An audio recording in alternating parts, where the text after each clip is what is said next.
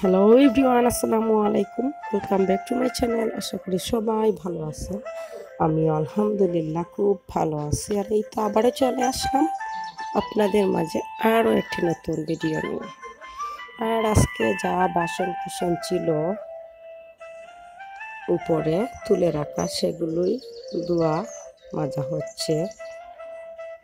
অনেক দিন ধরে এগুলো ধোয়া মাজা হয়নি, সেইগুলোই পরিষ্কার করা হচ্ছে।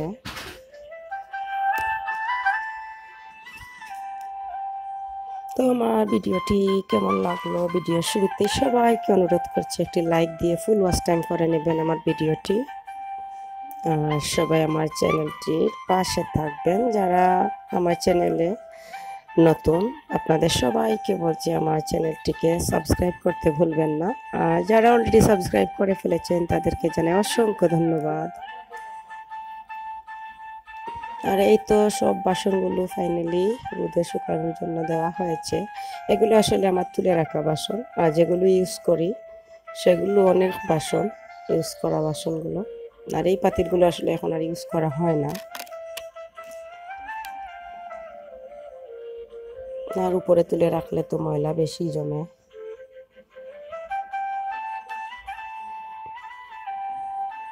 আর এই তো আমার খুব সুন্দর সবুজ ঘেরা মাঠ দেখতে পাচ্ছেন ঘরের পাশেই।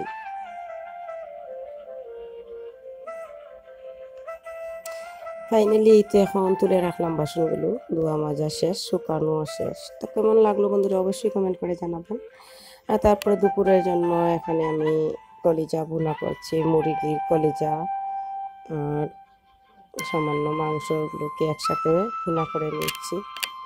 মুরগির পাও আমার খেতে ভালো লাগে, সেই জন্য সেটাও দিয়ে দিলাম তার সাথে।